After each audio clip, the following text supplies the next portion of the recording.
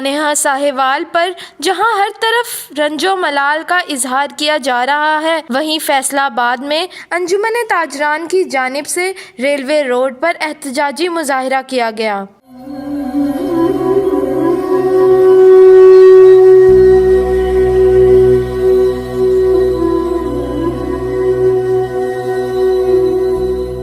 مظاہرین نے بینرز اور پلے کارڈ اٹھا رکھے تھے جس پر حکومت اور پولیس کے خلاف نعرے درج تھے۔